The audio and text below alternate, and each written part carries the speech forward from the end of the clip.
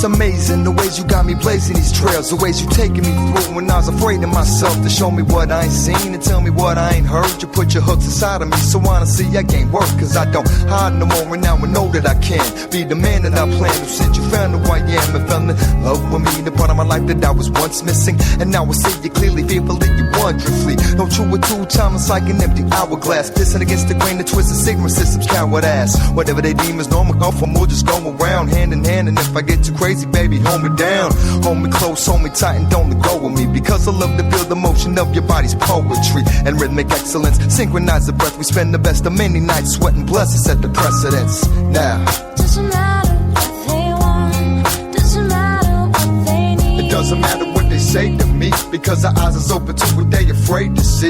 Yeah. Doesn't matter if we cry, don't matter if we. It doesn't matter if we fly or we fall, because it's you and me, baby, us against them all. And if we hold on through the night before dawn, it'll never be the same old song. Know that. And if we keep it cool together, we'll see it through until the end, cause we believe in me and you. And that's why there are times where we can't stand each other's guts, arguments ringing out until we fear our numbers up once the thunder struck. But when you get down to the root of it, moments like that can't compare to the true feelings and the end of being destined deep and down to fight for it. So I'll let go of anger if you let go of your pride of it. It ain't facetious if you believe this, baby, you and me are prestigious and league with the universe's blessings calling out to give us all if we can hold on through the night before dawn. I'm willing to spill my blood and be a martyr for your honor. If you're down to go to war and fight for everything my heart can live for, yeah. So show me first and don't tell, cause the action speaks louder when it's more than yourself, and that to sacrifice two souls equal on the middle ground. And I'ma be there through thick and thin, I plan to stick around.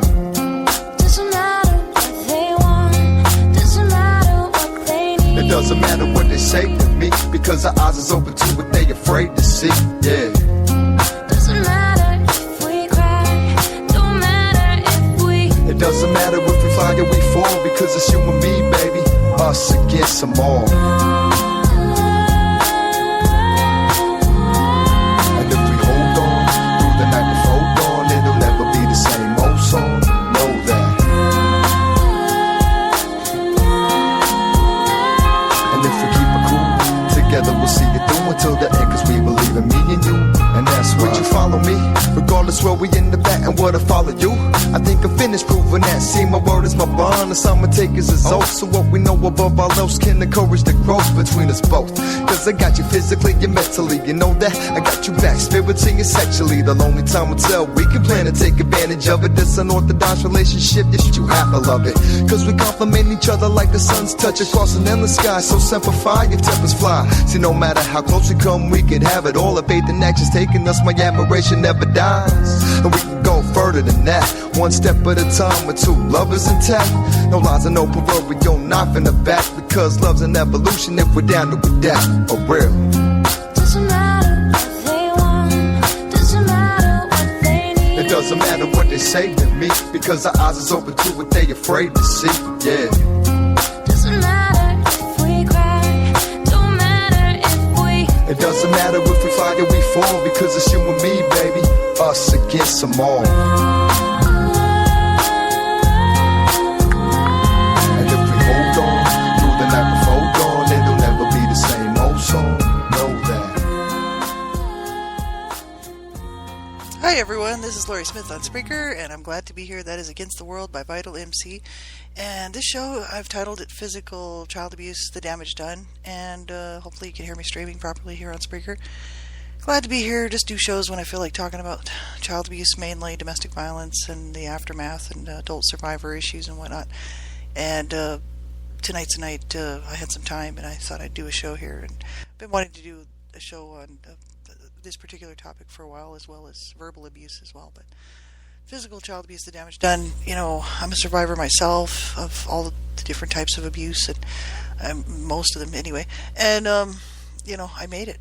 I survived it, and I'm almost 50 years old. I'm turning 50 this year, and that's a miracle in itself. And you know, so many children won't make it, right? We know the headlines out there rolling in, you know, steady. steady stream. Just check out the websites, the different websites that post the stats. You can check out ours if you want to. I just co-founded with Donna Shear, heading it up, and Elizabeth Lee Roberts and myself have been advocating for a long time, speaking out, actually myself not as long as the others, but speaking out against abuse, and especially child abuse, and all abuse really towards anyone, whatever form it takes, and against humanity really. And we just started as a co-founded project, not-for-profit, just a group really of advocates. It's just ourselves, and we're just going to do public speaking engagements, and we're calling it Advocates United for Humanity. And so you can check out our website if you want to, and I'll give you all that info later. And so this is just sits so heavy with me, and I know that children right now are dying, and we know that, and the answers, if we all had an answer, it wouldn't be happening, right? And it's really a matter of people just need to stop abusing children. I'm a survivor, so I can sit there and I can say that, and I'm allowed to say that, because if my parents wouldn't have abused me and my brother wouldn't have abused me, then it wouldn't be a survivor of child abuse. I wouldn't have been abused. So people do what they do. It's horrific, and it just needs to stop. Child physical abuse. I did a show here a while back, looking at child sexual abuse, the damage done, and I thought, well, I'll do one on physical child abuse, the damage done. Just speaking for myself, I grew up in abuse from day one. So I was born into an abusive home, dysfunctional in every way, and abusive both physically and, emotionally, psychologically, sexually abusive home, that just destroyed our family, right? I was the last born of 7 children, and came in as a really late baby. My mom was already 38 years old when she had me, and I was born out of rape, marital rape. And so she didn't really want me. She was I think she was not happy that I lived, and really I paid the price for that, physically and in every other way. And she just vented her frustrations out on me mainly. She did abuse the other children as well. I know this from my sister, my oldest sister, who is now passed on. She died of cancer quite a few years ago. But she was 18 years older than me. She was the oldest, and I'm the youngest. And she would talk a little bit about my parents when they were younger, when she was growing up with them when they were younger, and nothing had changed. They were still, to me, it just seems like going through all the years, that my mom had told me that they were already abusing each other, really. My dad was mainly abusing her before they were really even married. he was already an abusive man, and she married him anyway. And so, excuse me, I've been talking all day, sorry about that. I talk for a living, actually. That's what I do, and I've been talking for 8 hours steady now today, and so my voice isn't too great, sorry about that. And so the issues, child physical abuse, people say, well, why do people abuse children? Why would somebody choose to, we're not talking discipline, we're not talking, something, a form of discipline that doesn't injure, that doesn't permanently damage the child, it doesn't injure the child. It's mainly deterrent, even though there's arguments on whether that's absolutely necessary or not as far as physical, corporal punishment type things, right? That's always an issue in itself. What is considered to be abuse? Well, anything that hurts and harms a child, hurts or harms a child, or hurts and harms a child, or causes any kind of damage to a child is a child physical abuse, right? And a child abuse, period. And so you got to study it out. And the issue is people say, well, isn't it just mostly discipline? And that's why I wrote my books, because I wanted people to see that it isn't necessarily discipline. A lot of it is intentional. I'm going to make you pay for whatever it is that they think that the child did, that they need to pay for. And if you see the headlines out there, especially with the child physical abuse, I used to do this with a group. We did blog talk radio shows, and we would talk about these headlines that would roll out, because some of these headlines out here, you see these horrible, horrific stories of these poor children who are dead now. That's why I use my voice. Thank you for everybody who tunes into my stuff, who shares my stuff. You don't have to buy my books. Thank you for sharing my work. I really appreciate it. Because I'm just one more person who's willing, with everybody else out here speaking out against this stuff, to speak out against this. This is wrong. These little children are dead. And then the ones, tonight who are being abused, there'll be no help for them. Many of them, most of them actually. And, the ones that do get help, will they really get help, or will it just continue on? And then they'll be killed another day. This is absolutely horrific. It breaks my heart. And I sit here in my little apartment with my terminally ill husband and my cat, and I'm helpless to do anything to stop this except for to speak out against it. And, I'm sure that's how the police feel. I'm sure that's how the child abuse investigation units feel. It's a serious, sad issue. I mean, I survived, and that's the issue. That's why I speak out. And I thought, I have nothing better to do than speak out against what I know is completely wrong. And, I had to listen to this my whole life. Well, people would say things like, well, you must have just been a bad kid for your parents to beat you like that or to treat you like that, And I heard this from within my own family even, because a lot of the physical abuse stemmed from my siblings mainly, who would get me in trouble with my mother, a lot of it. And my dad's stuff was mainly me sticking up for anybody in the family. So if I stuck up because I didn't like my dad hitting my brothers, or hitting my mother, or pushing them around or abusing them, so I would speak up and say things like, don't hit my mother, or don't hurt my mother, or don't hit my brothers, trying to stand up for them. And then my dad, of course, would take his anger out on me. But other than that, once in a while he would beat on me, but it was mainly that sort of thing. Or if he just caught me doing something that he thought that I shouldn't be doing, which generally wasn't anything but just normal kid stuff, My dad was really responsible for quite a lot of my physical injuries that I have in my body, even today with dealing with the injuries. And, I just feel like it's just such ignorance on his part, I mean, I was just a little girl, right? I mean, it's just terrible what people do to their children, right? And he didn't think anything about it, and he didn't care, right? Because he was abusing all the kids, and he was abusing my mother. And he just figured it was discipline, right? But what he did was he jerked my hip out of place when he was going to beat me, and I had to end up going to chiropractor for like 5 years as an adult to get it straightened back out, because my hip was completely twisted around in the socket, and the muscles had all grown in the wrong way, going the wrong direction. So it took 5 years of chiropractic treatment to fix that. And is it fixed? No, because it goes out, which causes my ankle problems because I have a busted ankle. So it's just very painful, and I deal with this on a regular basis. And my back is messed up because of him, because, well, actually, people would say, well, it's your fault. You shouldn't have hit your dad in the head with a bat. But I hit my dad in the head with a plastic bat when I was 9 years old, because I thought he was going to cause my mother to die, because my mother had surgery, and I thought he was attacking her, really, because she was so upset by him being in the room with her, and I was so used to them fighting that I didn't think really anything other than just to try to protect my mother. And I went in with a big pink jumbo bat and smacked him in the head with it as hard as I could. And he was not pleased, and threw me across the room, and actually shook me like a rag doll, threw me across the room into a wall, and into a hard stucco wall, and damaged my back, so my neck. So, these are things, that, I mean, yeah, I survived, and I made it, and I live with it, and my parents, did they care what they were doing to us? No.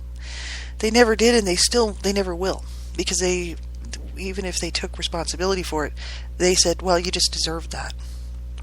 Well, what child deserves that? Like, there was a headline, this is why I was bringing this up, because these headlines that we used to read, out, on a BTR Blog Talk Radio show that we used to do, some of them were absolutely horrific, like just terrible, terrible things. I remember one that just stays with me forever, because this little boy is dead.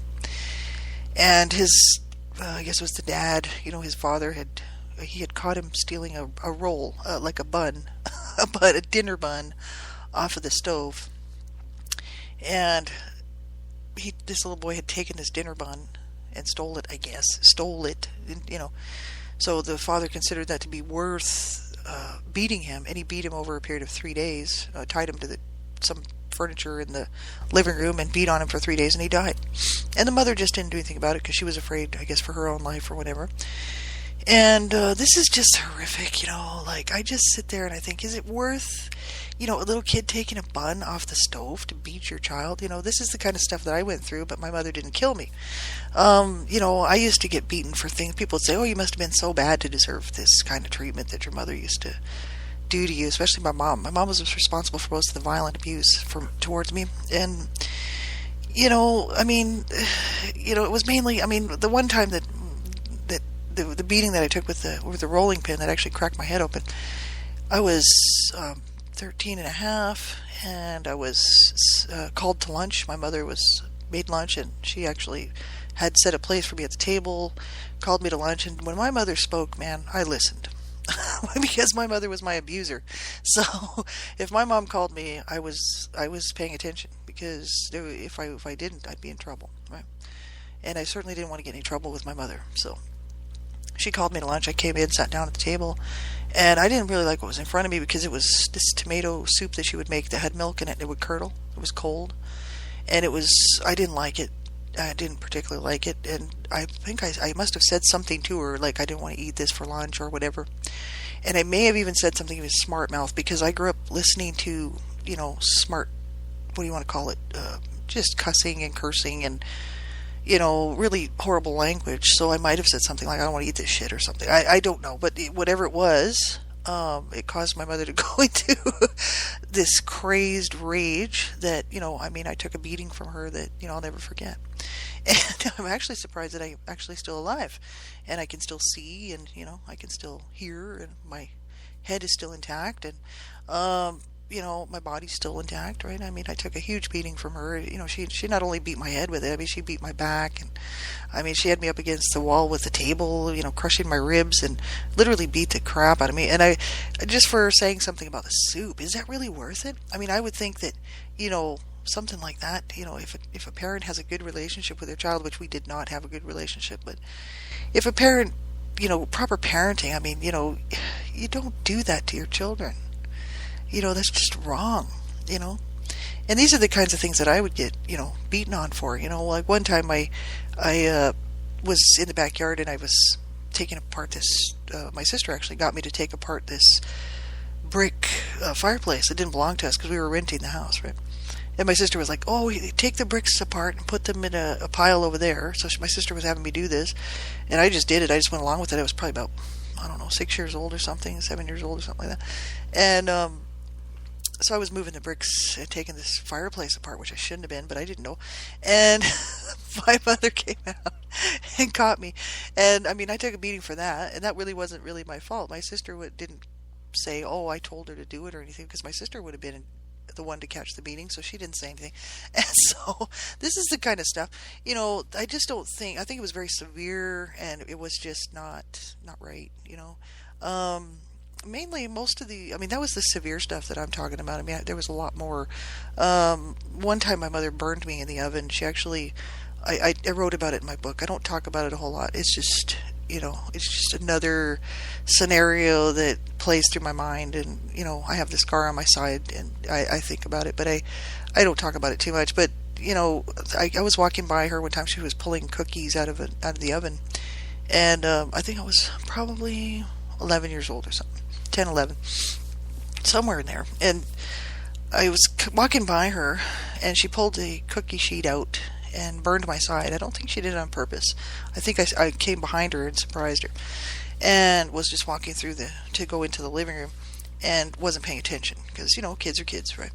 And so I yelled and kind of screamed, because it hurt, right? I had this big long burn on my side, and it wasn't like it was that severe, but it was painful, because it was right on my side. It was that very tender spot, and I kind of yelled out, and then my mom got mad at me, and then she said, well, this is your fault. Look what you made me do. And then because I was crying about it, because I thought, oh, Jesus, now I'm in for it, because she was pissed right off. And I was like, oh, now I'm going to get beat for sure. And so, which I did.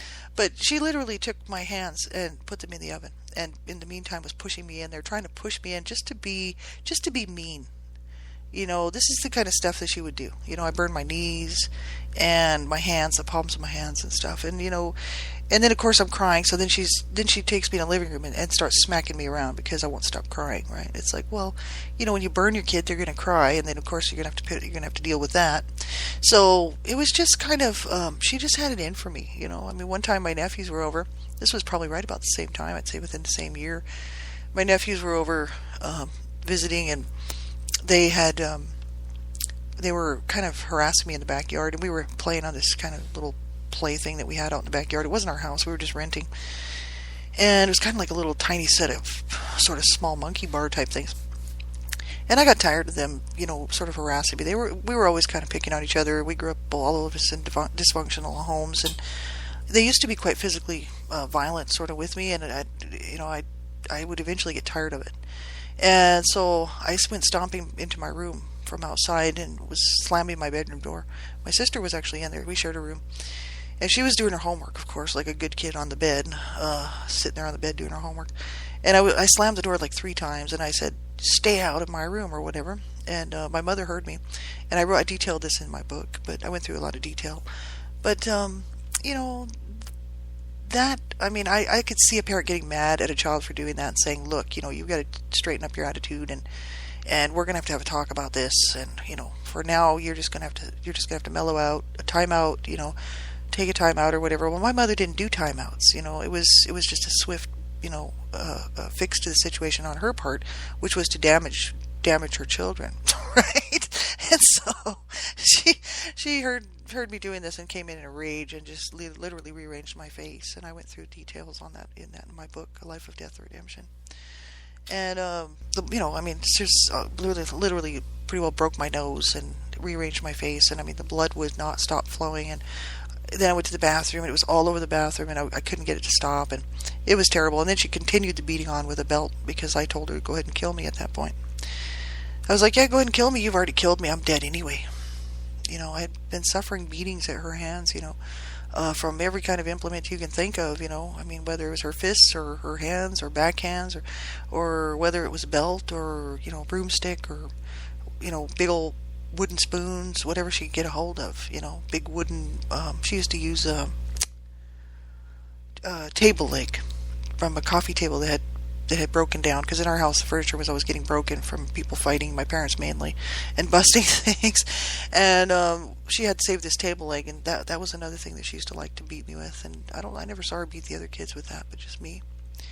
And this is the kind of stuff, I have to live with this.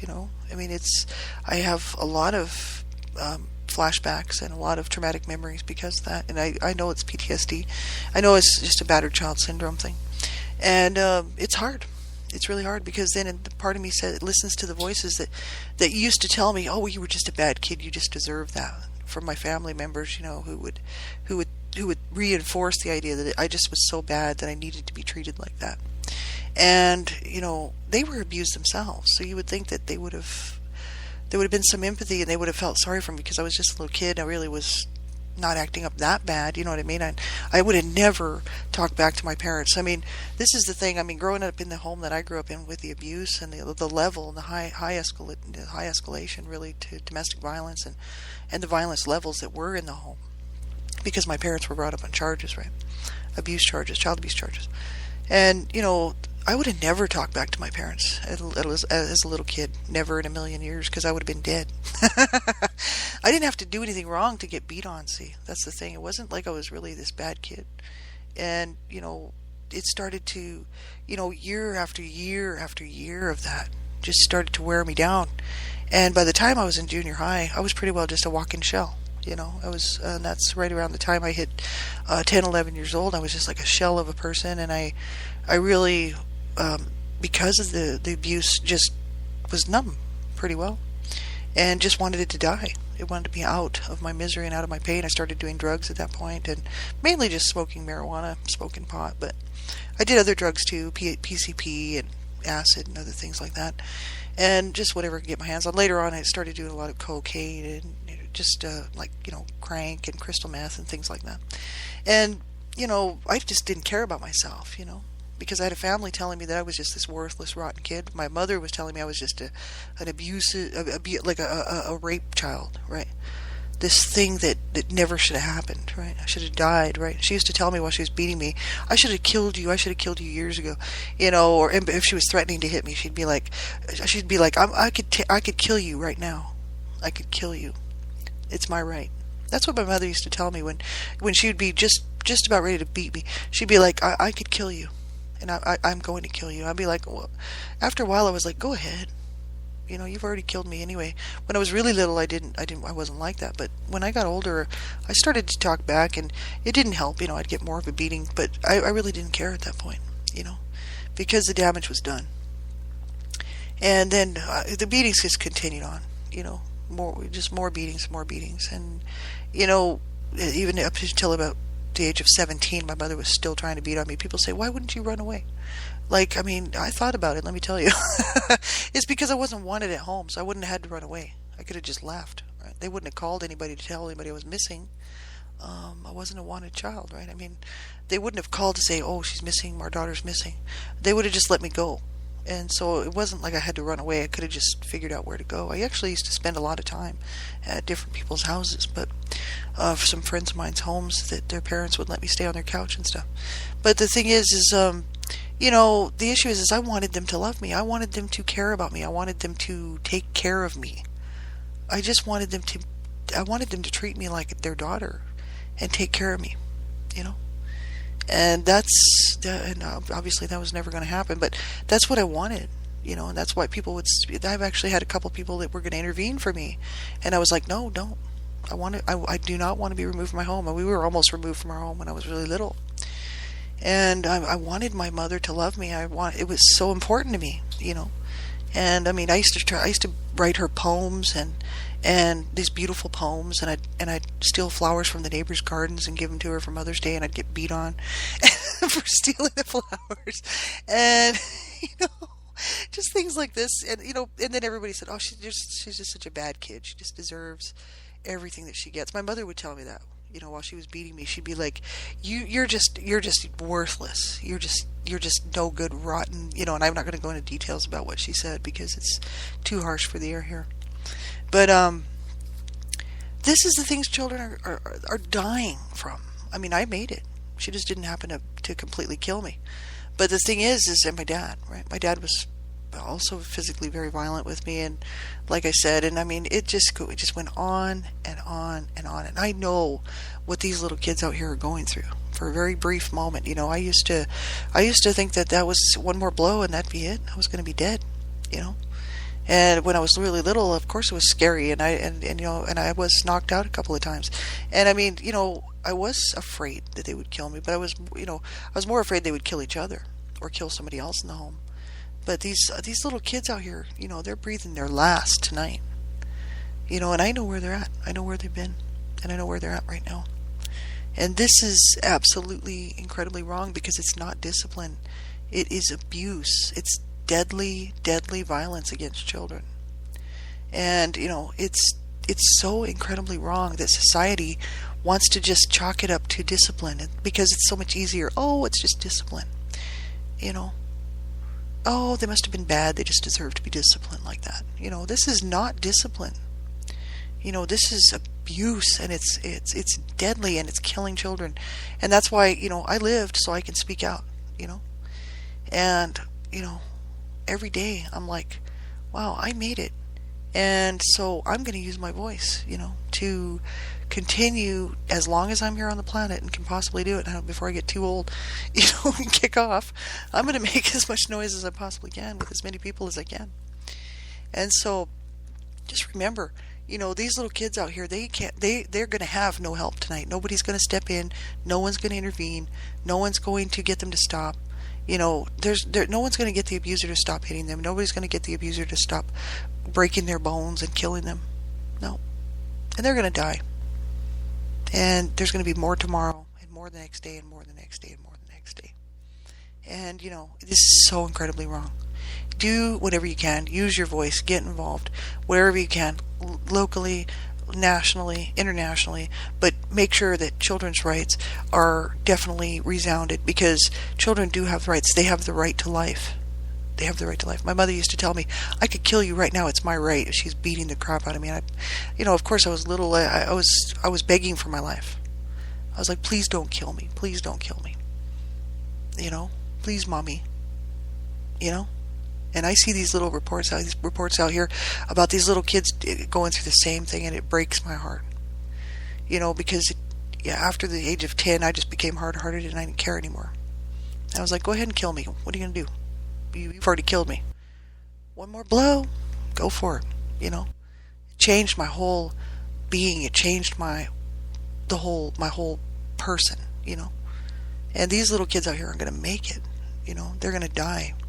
And so this is why I continue to do what I'm doing. So you can check out our website. It's Advocates United for Humanity.weebly.com. And you can grab our free app. We have a free app there with lots of information. It's Donna Shear and Lee Roberts and myself doing this, and we all are doing this this is a not-for-profit. We're just doing this because we want to make a difference, right? And so do whatever you can.